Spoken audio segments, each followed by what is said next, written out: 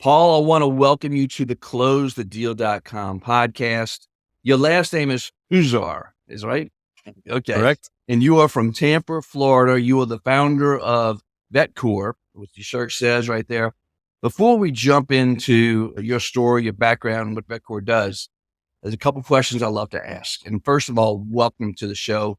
I love doing anything I can help to promote veterans coming out, exiting the military is a great thing to help those folks. And then anybody who's interested in a business that's tied to veterans, I just love this space. It means a lot to me. My dad was a veteran, but I've got family in the military. So my first question to you is, if you are taking someone to do business and you want to close the deal, not somebody like myself, but maybe a potential vendor for your business, where would you bring that person? Yeah. First of all, thanks for having me. And I appreciate we have a shared passion with helping veterans. So I appreciate that. So it's the place where we take our franchisees for our Meet the Team days, for our dinners before the day, the Meet the Team day, the following day. It's a restaurant called Seasons 52. You may have heard of it. I love it because it's great food. They have great food, great cocktails, all that stuff, but it's super healthy and it's great and environment conducive to have a really interpersonal discussion. And the best thing about it is at the end of the meal, they come by with these little shot glasses, dessert. Ooh. So I'm a pretty big health and fitness freak, but I love desserts. So you can't go wrong when you just have a dessert that's about that size. So it tops off the evening perfectly. You're speaking my language right there. I love it. I got a sweet tooth as well. And by the way, folks, this is the Your First Franchise podcast because we are talking to a franchisor. This is our special episode. All right. Who or what are you grateful for that helped you get you where you are today? Yeah. I'm an accidental entrepreneur, man. I retired out of the military after 23 years serving, moved to Tampa because I wanted quality of life. And I stumbled in this opportunity, and I'm most grateful for this opportunity. I have a guy that was my business partner, still is a mentor of mine, a good friend, David Howard. He's really the guy. You asked if I was the founder. I was the guy, the president that started the company, but it was really David's idea initially. And he was the first C-suite level guy that knew what my resume meant. He had been an Army officer for 5 years, then 25 in the insurance industry. And he's the one that had faith and confidence in me to hire me to start, run the company. And so both David personally, as well as the opportunity to start VetCor and then grow it to where we've grown it today. Wow. I love that. So let's talk about the journey to VetCor. Obviously, you've got a great background being a veteran yourself, and that lent itself well to be in the franchise business for starters, because veterans, 1 out of 7 franchises in the United States is owned by a veteran, which is that's a testament. Absolutely. And so, yeah, let's just begin with a little bit about you and your background. And then that obviously you were teed up to do this. So I'm a retired Army officer, was an Army engineer officer. I commanded a combat airborne engineer battalion on my 4th tour in Iraq. And then my last duty assignment, I was the director of training and leader development, better known as the dean of the Army's engineer school. Great experiences through that. The Army paid for me. I got a bachelor's in engineering from West Point. And then the Army paid for me fully funded to get a master's degree in engineering. Truly blessed career and great opportunities. And then when I jumped ship and decided that I'd seen enough of the world and my kids were getting ready to start high school, one was actually had just started high school. We wanted to settle down someplace. And we picked Tampa, Florida, and then just stumbled in this opportunity. It's interesting how life works sometimes, because I was working on my last assignment to try and fix the credentialing program for soldiers, sailors, airmen, Marines. Because when the military credentials them or when they train them in one centralized location and then send them to 50 different states, it turns out they don't get a credential for the skilled trades because the credentialing authority resides at the state level. And so it was a screwed up system. It's still screwed up. I don't know that it's ever going to be fixed. But when I got offered the opportunity to start VetCor, to become a water damage restoration technician, a technician in restoration, it's a nationwide training credential, not a license. And so it was just a perfect fit for us. That's awesome. So let's talk about the brand a little bit. Huge need. I'm from South Louisiana. Yes. There's a number of restoration companies here because the need is so huge. And it's not just because of storms. There's so many issues that can go wrong with a house Yep. every day, and they happen every single day. Life happens. So let's talk about the brand, what you all do, and obviously you have you're rooted in veterans, but I'm sure you're open to others as well. So Yeah. And really the stuff we do on a daily basis is dishwashers, ice makers, hot water heaters, air conditioning units, roof leaks, kitchen fires, temporary roof tarping, that kind of stuff. And it happens on a daily basis. And what I like to say then the catastrophes is really the icing on the cake. It's also a differentiator for us because we're veterans and we like to deploy to remote locations under austere conditions, establish operations and command and control those operations. So that's also allowed us to help really build this brand. Absolutely. But really, there's two really big needs that we fulfill. The first one, and what I'm most passionate about, is the need to create opportunities for veterans when they transition. We're at a point in time in our nation's history when less than 0.5% of the population actively serve in the military, and only 7% of our veterans have ever served. And as a result, and that number is decreasing, by the way. And as a result, fewer and fewer people know veterans personally. They thank us for our service, which is awesome, but they think if you're in the Army, you drove tanks or shot artillery or infantry. If you're in the Marine Corps, you're a grunt. Navy, you're a F-16 pilot, or you drove ships or submarines. In the Air Force, you're a pilot. Even those people are awesome candidates to become business owners and start a second career. There's so much more that people in the military do. It takes basically the same skill sets to run the military that it does to run a city. And people don't understand that. And as a result, particularly in 2013, when I started this business, veteran unemployment was very high. There still are challenges with perceptions and stigmas about veterans. Really the need and what drives my fire and my passion is to create opportunities for veterans, both sustainable, meaningful employment opportunities. But now since 2019, since we started franchising, business ownership and wealth building, quality of life building opportunities for veterans. The other thing in the restoration space is I want you to think about this. When's the last time you had a service call of any kind at your own home services, right? In Florida, since we're here, I talk about air conditioning repairman, but call it the cable guy or garage door repair, whatever. And that person told you they were coming to your house for an appointment. When did they tell you they were going to be there? So I'm asking you the question. I bet I know the answer. I bet it's something like a 4-hour window. It's a 4-hour window and you hope they show up. Yeah. So, for veterans, early is on time and on time is late. And that's what our brand speaks to. And it, particularly in Florida, where we started the company, the restoration industry was in disrepair. There were disreputable contractors, as well as some public adjusters and attorneys that were creating this very adversarial relationship and driving up homeowners' rates. People thought it was because of hurricanes. It's actually not. It's because of litigation. There's so much litigation. And it all has to do with corrupt and disreputable contractors and associates that were doing that. So now you bring in a brand like VetCor that provides timely, quality, reliable service along with the value of veterans. Our brand speaks to showing up early because early is on time and on time is late, and speaks to commanding and controlling really small unit level operations. And key to it is we're not exclusively veterans. It's veterans and those who share similar values. But those values have to be ingrained. And when you think about that's one of the differentiators of our brand. We don't want handouts because we're primarily veteran owned and veteran operated. But because we're primarily veteran owned and veteran operated, we show up fit, polite, on time, treat people with dignity and respect, seek win, team approaches to things, just like the cultures, norms, and values of the U.S. military. I love that. And for people listening, the systems and processes that are ingrained in the military training just lend. That's why there's 1 out of 7 veterans that have owning franchises, whether it's veteran owned or not. It's just that you all are trained in systems and processes to ad nauseum.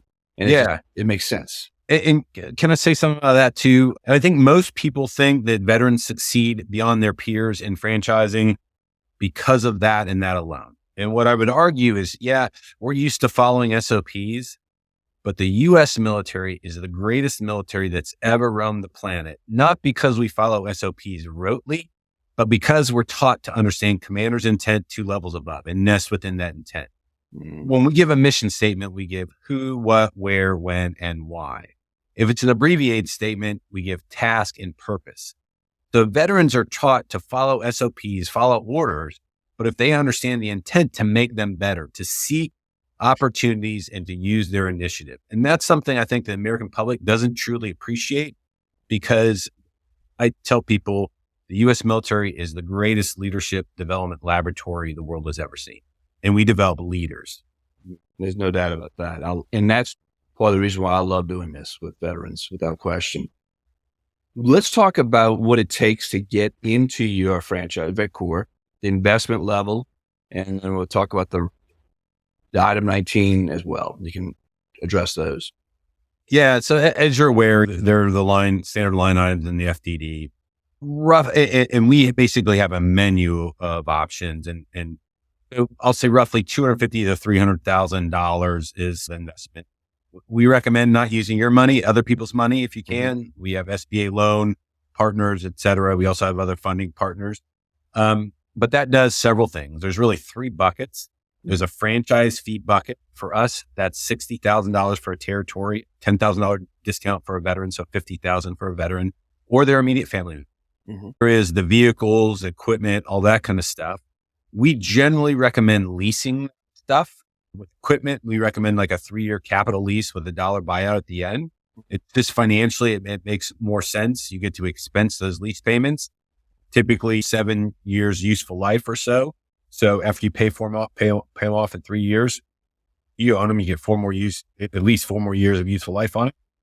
And we have a partner in Enterprise Fleet Management that you don't have to use them, but we recommend you use them to lease the vehicles because they're really good at fleet management.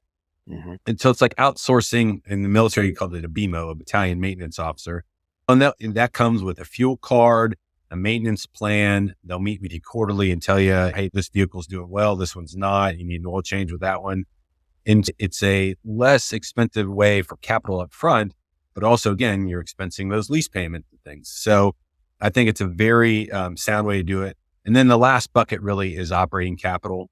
And we want you to have 2 to 3 months operating capital in the bank.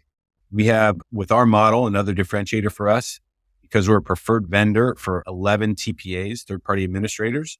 When our franchisees get credentialed, typically 60 to 90 days to open. You've got to start spending money. You got to hire people. You got to get vehicles, insurance, all that stuff, right? Before you're even able to earn revenue. So you need a glide path. You need operating capital to get there. And then what we tell folks is you get reps and revenue right away because your territory gets turned on, you're credentialed. And so you get fed jobs right away. Now, those jobs aren't enough by themselves to make you sustainably profitable, but each one of them comes with an insurance adjuster, an insurance agent, an internal claims staff, a regional field manager for the TPA. Those are 4 sources that you establish relationships with for future referrals. And in that 60 to 90 days to get open, we want our franchisees to go visit every agent, adjuster, realtor, property manager, apartment manager, anybody who could be a referral source, and say, hey, we're a preferred vendor for all these insurance. So if you use an insurance claim, we can deal directly with the insurers. If you're not going to use an insurance claim, you can rest assuredly knowing that we have met their credentials, their standard for training, for excellence, for certificates of insurance, all that kind of stuff.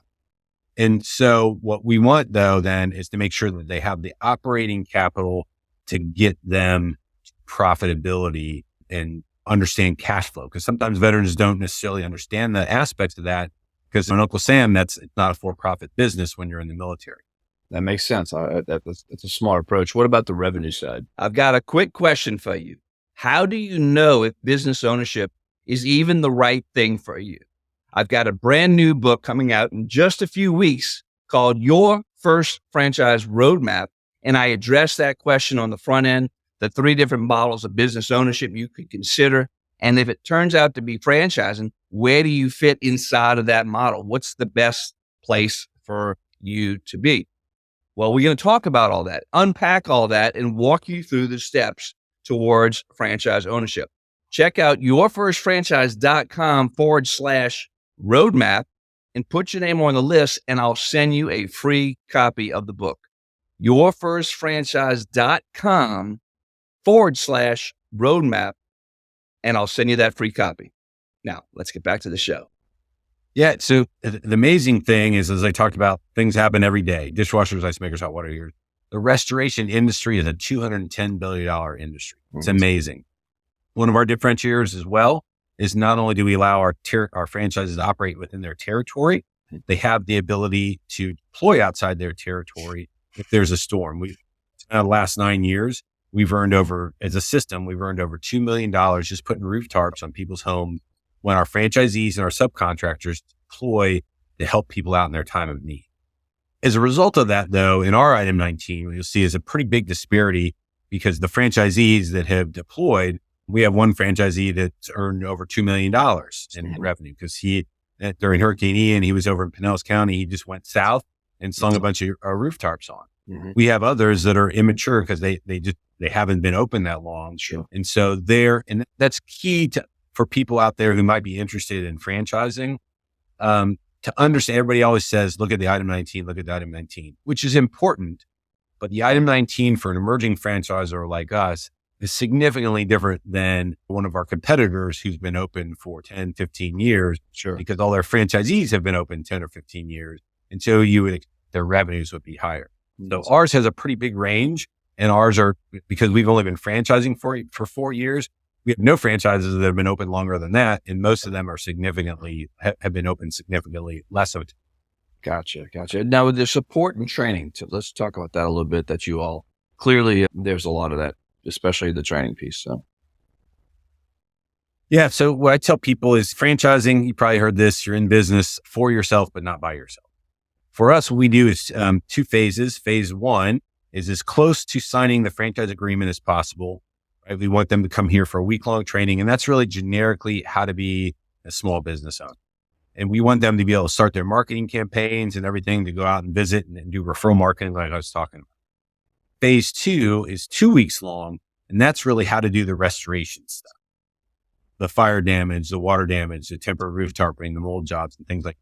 And that's the owner, the general manager, all the crew, et cetera. And we tuck that in as close to grand opening as possible because the owner has to start hiring. They've got to recruit and then hire people. And so their payroll starts accruing, right? And so we don't want them to accrue labor without the ability to earn revenue, but they have to for at least 2 weeks to train their staff. So you don't have to know how to do any of this stuff. We're going to train them how to do that our way. And what I like to tell people is, as I learned franchising, I became a certified franchise executive just over 3 years ago. Started when I dove into franchising. Franchising is all about training, standardizing, and replicating. Mm-hmm. Right?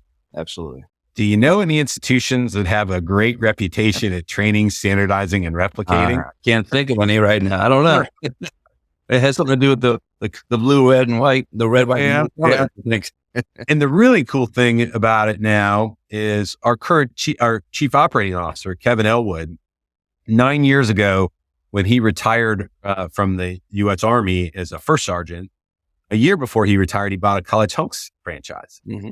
And then he turned it into a very successful business, $1 million+ in revenue per year, became an absentee owner.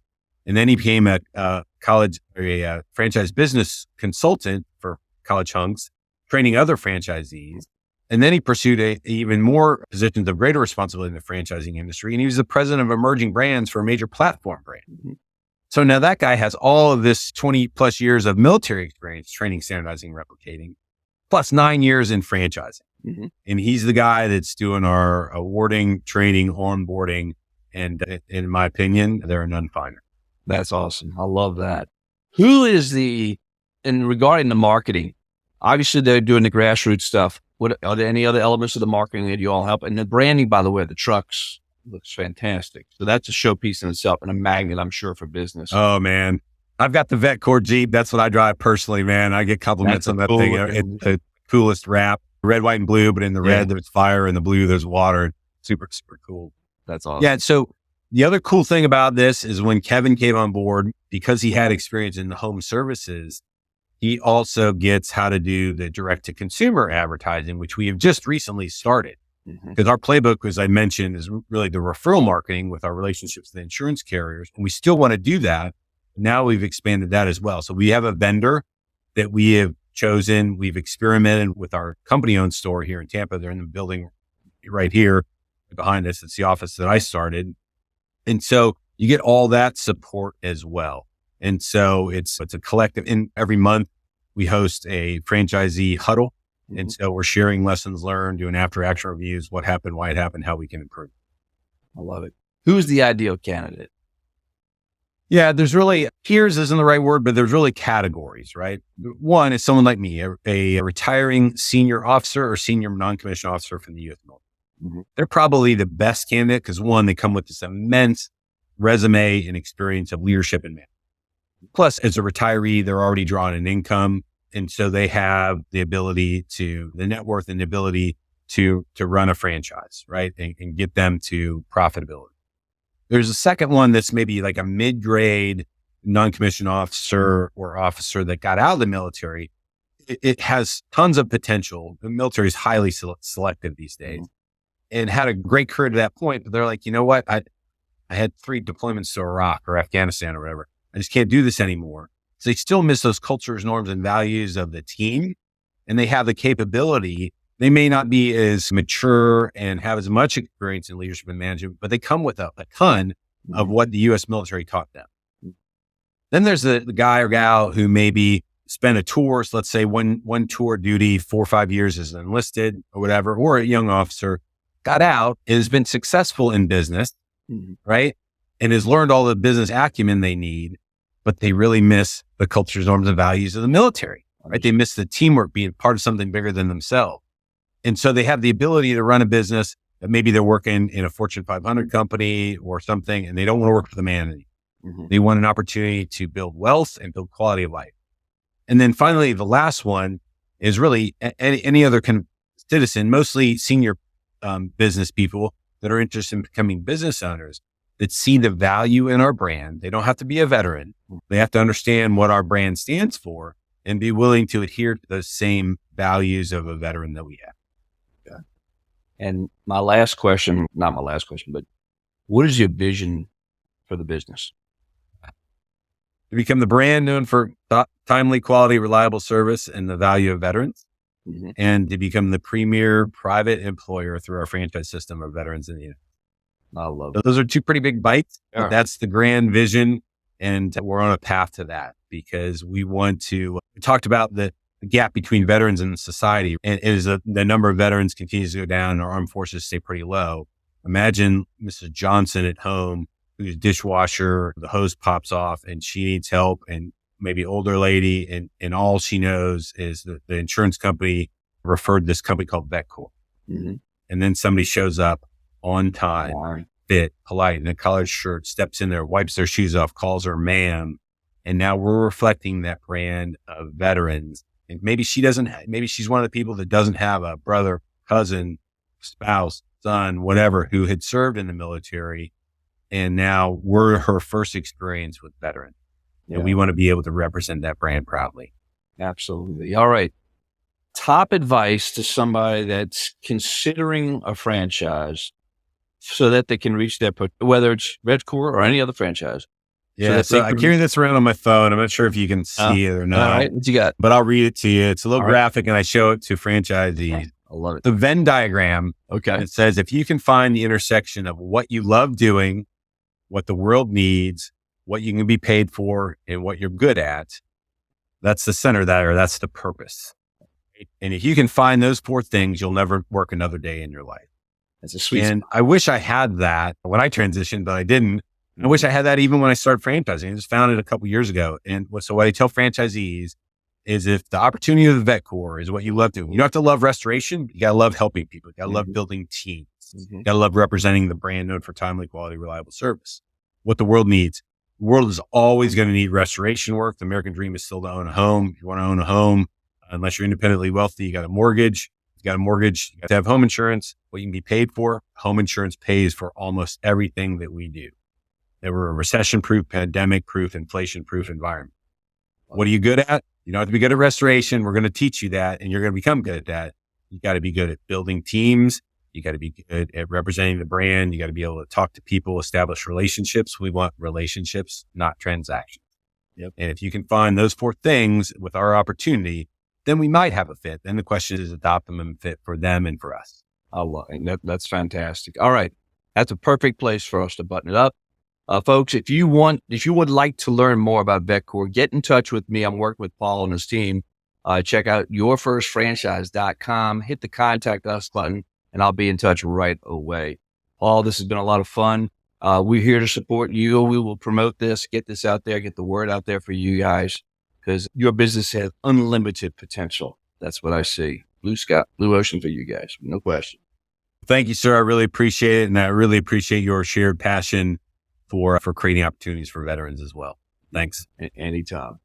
And that is a wrap with Paul. And folks, I love this space. In fact, I'm going to be interviewing another gentleman who runs a nonprofit that helps place veterans in new opportunities. Could be franchising, it could be with a company. But this franchise, I love VetCore. I love what they do. I love the mission, and I love their values. And I want to help promote this. So if you know someone who is a veteran, or maybe not even a veteran, that you think might be interested in this mission, because it's mission-based, it's service-based, it not will only change their lives, it will change the lives of their family. It will change their lives of the community. And how fitting was it? A thunderstorm started rolling through here while we're talking about restoration. And I'm in South Louisiana. We've got a little bit of experience with thunderstorms and hurricanes and so forth. But like he said, it's all the daily things that go wrong with a property that need to be restored, and restored quickly, so no further damage or threat to the people who live in that building or at risk. So I want to thank you. You know the drill. Hit the bell, subscribe, share this message, and be intentional, and make today a great day. Bye.